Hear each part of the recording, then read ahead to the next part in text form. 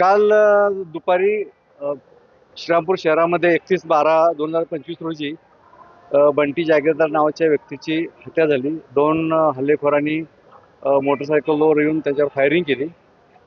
त्यांना शिफ्ट केलं. दरम्यानच्या काळात त्यांचा मृत्यू झाला. यामध्ये जे दोन मुख्य आरोपी आहेत त्यांना अटक करण्यात आली आहे. त्यांना काल संध्याकाळीच रात्री उशिरा त्यांना ताब्यात घेतलेलं आहे.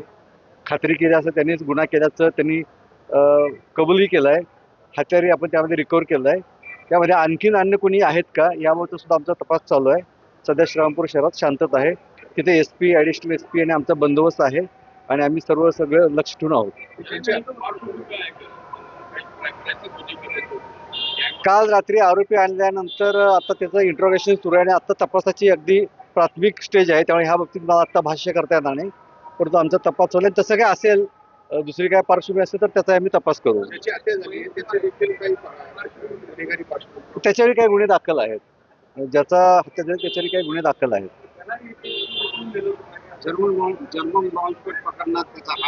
या संदर्भात तपास चालू आहे. बाकी सर्व माहिती आम्ही घेऊन आपल्याला कळवू.